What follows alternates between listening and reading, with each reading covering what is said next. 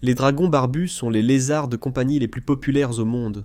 Ils sont incroyables, mais comment en prendre soin correctement? Voici tout ce que vous devez savoir pour prendre soin de votre dragon barbu en 2023. Je m'appelle Adam, voici Diamant, vous regardez Weekend's Wicked Reptiles, restez avec nous.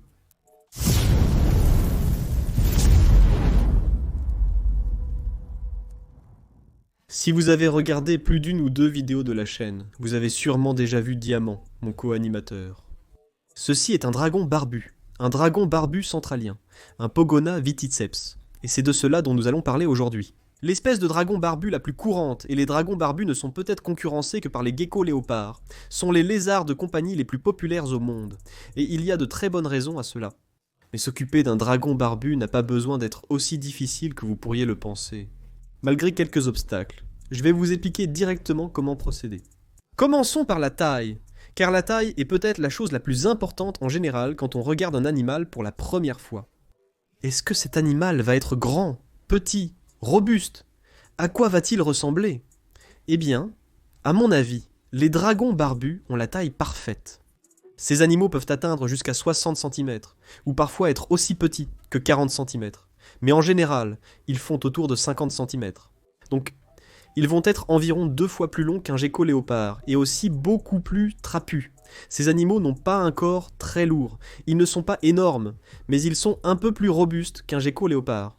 Donc si vous prenez cet animal pour un enfant, par exemple, et que vous voulez un animal qui ne pourra pas lui faire de mal, mais qui ne soit pas non plus trop fragile, peut-être qu'un gecko léopard n'est pas aussi bonne idée qu'un dragon barbu, simplement parce qu'ils sont un peu plus grands, un peu plus robustes et faciles à manipuler pour cette raison.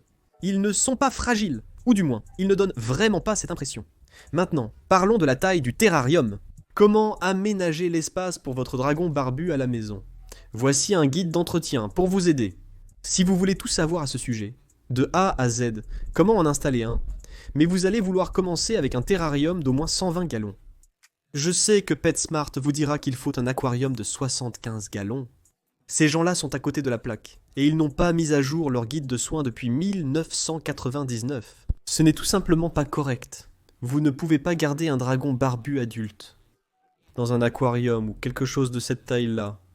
Pour un aquarium de 120 gallons, les dimensions seront d'environ 1,20 m de longueur, 60 cm de largeur et de hauteur, peu importe le modèle choisi. Et encore une fois, c'est un minimum. C'est un lézard semi-arboricole. C'est quelque chose auquel la plupart des gens ne pensent pas vraiment quand ils pensent au dragon barbu. Mais dans la nature, ce que nous essayons de reproduire du mieux possible, bien sûr sans la prédation, la sécheresse, la famine et ce genre de choses, eh bien on les trouve sur des poteaux de clôture et ce genre d'endroits, un peu au-dessus du sol mais pas trop. Lorsque nous discuterons du bain de soleil, nous développerons ce point. Vous voulez donc lui donner un peu de hauteur. Mon serpent est dans un terrarium de 1,20 m x 60 cm x 60 cm. Je pense le modifier pour lui donner 1,20 m de hauteur, et voir s'il apprécie. Vous avez votre terrarium de 1,20 m par 60 cm par 60 cm, nous verrons ensuite. Il peut être en polychlorure de vinyle vert, bois, mélaminé ou tout autre matériau. Vous allez vouloir une bonne ventilation et nous parlerons de l'humidité plus tard, mais c'est ce que nous annonçons ici. Et en ce qui concerne le substrat, en partant du sol, vous pouvez utiliser quelque chose comme du carrelage ou de l'ardoise, ou si vous voulez, pour un dragon barbu adulte, vous pouvez utiliser un substrat meuble, comme un terreau organique mélangé avec du sable, uniquement du sable de jeu, toujours du sable de jeu, jamais du sable de construction, mélangé avec de la fibre de coco, peu importe. Assurez-vous simplement que c'est sec, parce que même si ça ne va pas retenir l'humidité, quand ils font leurs besoins dessus, ça va s'agglomérer comme de la litière pour chat, et vous pouvez simplement ramasser et jeter. C'est super facile. Évitez les choses comme le tapis pour reptiles, parce que le tapis pour reptiles est un terrain de reproduction pour les bactéries, et en plus leurs griffes ils peuvent s'y coincer. Et si leurs griffes se coincent dedans, cela peut les arracher et ils peuvent saigner. C'est une très mauvaise idée, ça m'est arrivé avec le gecko léopard, plus jamais. Pour les bébés, je suggère de ne pas utiliser de substrat meuble, car ils sont beaucoup plus sensibles à l'occlusion. Je reviens juste d'un voyage, un voyage avec un vétérinaire. On a parlé des dragons barbus. Et il m'a dit qu'il n'a jamais vu un dragon barbu adulte en bonne santé venir avec un problème d'occlusion. Pour moi, ça veut dire qu'on est tranquille tant qu'on utilise le bon type de substrat. Mais encore une fois, si jamais vous avez un souci, allez immédiatement chez un vétérinaire. Je ne pense pas que ce soit à cause de l'occlusion. Il vous faudra aussi une cachette de chaque côté du terrarium parce qu'il y aura un côté chaud et un côté froid, donc il faut des cachettes des deux côtés pour qu'ils puissent thermoréguler. Il vous faudra aussi une branche ou un perchoir pour qu'ils puissent se rapprocher suffisamment de l'ampoule ou de la source de chaleur que vous allez utiliser. Et si vous voulez, vous pouvez mettre une gamelle d'eau. Mais personnellement, je ne pense pas que les dragons barbus aient besoin d'eau stagnante. Ils en boiront rarement, mais vous pouvez leur en proposer. Leur hydratation viendra principalement de leur nourriture, dont on parlera plus tard. Sinon, donnez-leur des cachettes et des plantes, c'est le minimum. Vous pouvez regarder la vidéo mentionnée plus tôt pour un guide complet sur l'installation du terrarium. Troisièmement, chaleur, humidité et éclairage.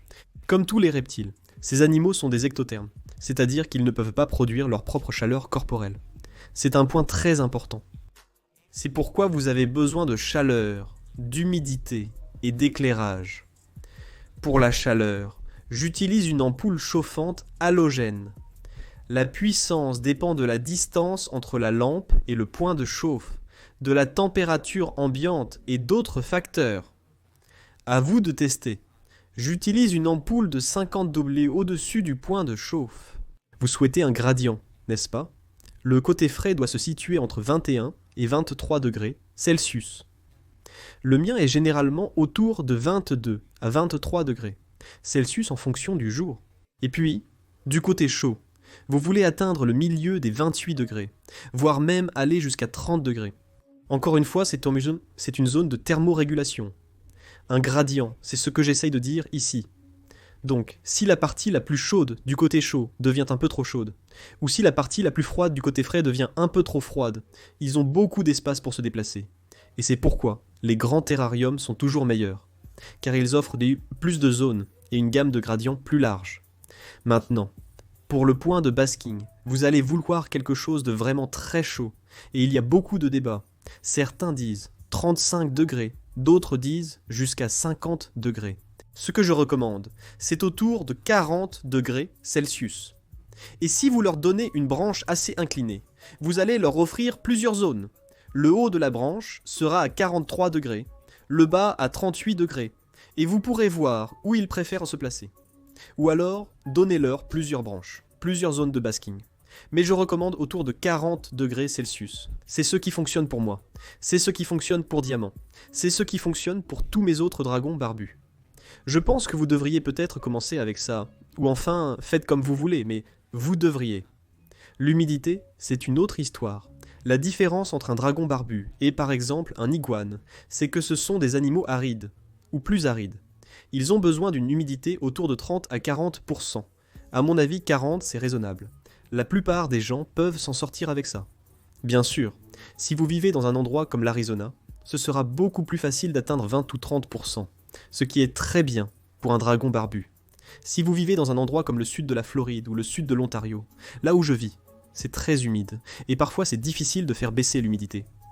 Vous allez vouloir vous assurer d'utiliser une ampoule halogène comme lampe de basking, ça va aspirer l'humidité de l'enclos. On me pose souvent la question, voilà la réponse. Vous pouvez aussi utiliser des déshumidificateurs si c'est vraiment nécessaire, mais si vous utilisez une ampoule halogène assez puissante, en général ça ira, à mon avis. Et bien sûr, la température et l'humidité vont fluctuer la nuit. La température peut descendre la nuit, même jusqu'à 18 degrés, c'est tout à fait correct. Et l'humidité va augmenter un peu, c'est normal. C'est comme ça dans la nature. Si vous allez là où vivent ces animaux en Australie, vous verrez la même chose. C'est tout à fait normal. Et si l'humidité monte à 50 ou 60% pendant quelques heures la nuit, ce n'est pas grave, tant que vous leur donnez la bonne humidité et température pendant la journée, chaque jour. En ce qui concerne l'éclairage, ils ont besoin d'un éclairage spécial. Bien sûr, vous avez votre lampe de basking, c'est autre chose. Juste une ampoule halogène, un projecteur, peu importe. Beaucoup de marques en font de très bonnes. Lien dans la description vers celle que j'utilise. Et vous allez avoir besoin d'un tube ultraviolet B. N'utilisez pas les compacts.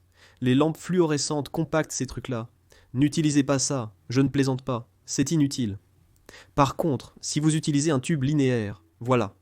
Je ne suis affilié à personne, je ne suis pas sponsorisé. Je vous dis juste que j'utilise Arcadia parce que je pense que c'est le meilleur. Ce sont les meilleurs que j'ai utilisés. Zoom en fait aussi de bons. Mais dans tous les cas, ceux d'Arcadia que j'utilise sont le modèle Dragon. Ils sont conçus pour les dragons barbus. Mais vous pouvez utiliser un 10.0, 12.0, 14.0, tout fonctionnera très bien. Je ne descendrai pas en dessous de 10.0 pour votre ultraviolet B. Ils ont besoin d'un ultraviolet B puissant. Ils ne viennent pas d'un désert à proprement parler, mais d'un climat très, très sec et chaud. Ils auront de l'ultraviolet B naturel et de la lumière solaire directe, étant diurne. C'est ce que je recommande. Ensuite sur la liste, l'alimentation. Si vous nourrissez votre dragon barbu, il vivra plus longtemps et sentira moins mauvais. Vous voyez ce que j'essaie de dire.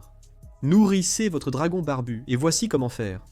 À l'âge adulte, vous voudrez nourrir votre dragon barbu principalement avec des légumes. 70 légumes. On parle de choses comme la bêta-carde, la moutarde verte, l'endive, tout ça. Vous pouvez en trouver de nombreux exemples sur internet. Cherchez des listes. Il y a même des tableaux de classement, comme du meilleur au moins bon. Donnez-leur un tout petit peu de fruits. On parle de 5% de leur alimentation. Je donne une partie de fruits, comme une pomme ou une fraise, une fois toutes les 2 semaines. Le reste de l'alimentation se compose de blades dubia, de blades discoïdes, ou de vers de farine, de super vers et de grillons, selon la légalité. Je recommande les grillons et les blattes comme base. Selon moi, c'est tout simplement le meilleur. Vous les saupoudrez d'un peu de poudre de vitamine D et d'un multivitaminé. Du calcium. Faites des recherches plus approfondies. Je n'explique pas en détail la supplémentation dans les guides, car cela nécessite beaucoup de recherches. Négliger l'ultraviolet B et la supplémentation peut entraîner une maladie osseuse métabolique.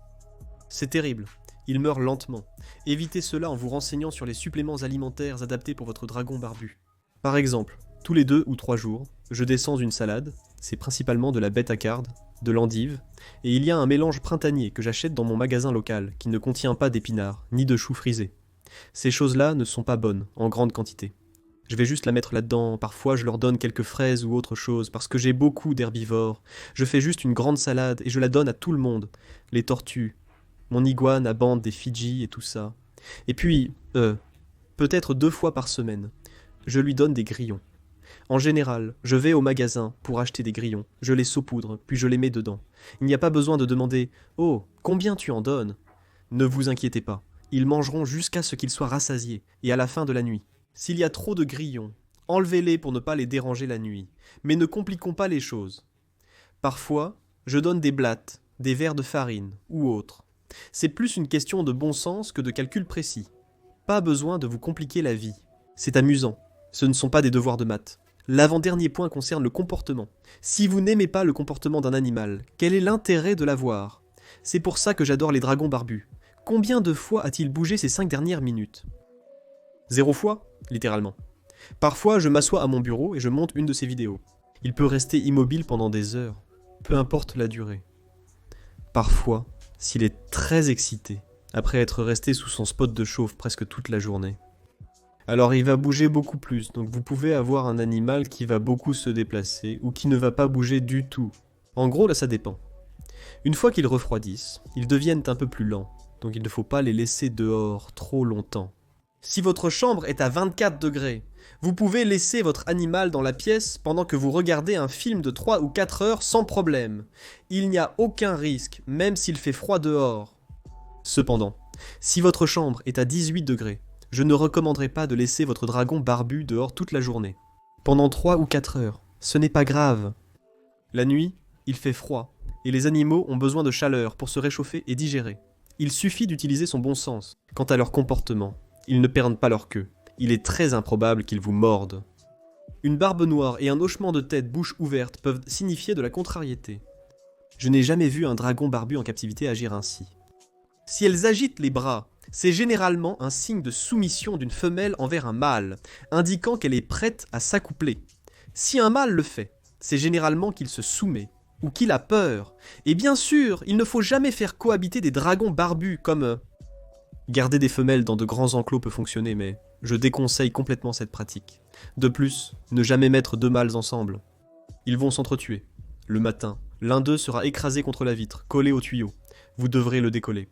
Un assemblage est nécessaire, je le déconseille. Ne gardez pas non plus les mâles et femelles ensemble en permanence, le mâle va l'intimider. Il va la faire se reproduire jusqu'à la mort, ce qui n'est pas une bonne idée. Mais dans l'ensemble, pour la manipulation, c'est l'un des meilleurs et de mes préférés. J'adore absolument cet animal. Si je devais garder un seul animal, ce serait probablement le dragon barbu, car c'est un compagnon actif. Et un animal non actif dans le même animal, tout le temps. Ils mangent toujours. Je veux dire, ils sont vraiment robustes. Ce sont juste des animaux incroyables. Tout cela, et enfin le prix. Disponibilité des morphes, donc le prix va être bas. Les morphes, ils vont être nombreux, mais pas comme un dragon barbu ou quelque chose comme ça, et disponible partout. N'importe quelle expo de reptiles, n'importe quelle animalerie, n'importe quelle boutique de reptiles. Ils en auront bientôt. Je conseille d'en adopter un sur Craigslist ou Kijiji, car ils ont besoin de bons foyers. N'allez jamais chez PetSmart ou Petco parce que ces animaux viennent d'élevage, c'est ça. Je sais que certains disent « Oh mon PetSmart, c'est bien. Le magasin est peut-être bien, et la dame en chemise bleue là-bas super gentille et compétente. Mais au final... » Ce PetSmart ou ce Petco s'est procuré ce dragon barbu dans ce qui s'apparente à une usine à chiots pour reptiles. Ne soutenez pas ces entreprises. S'il vous plaît, allez plutôt chez un éleveur local. Allez dans votre animalerie spécialisée en reptiles, qui s'approvisionne auprès d'éleveurs locaux. C'est probablement ceux que je recommanderais pour en obtenir. Ils sont compétents et peuvent peut-être vous aider en cas de problème. Cet animal pourra avoir des réponses à vos questions sur son état de la part de la personne chez qui vous l'avez acheté au départ. Maintenant, pour les morphes, vous pouvez avoir des normaux comme celui-ci. C'est juste un dragon barbu normal, sans morph. Il y a aussi des silkies, ou silkbacks, qui sont une mutation au niveau des écailles.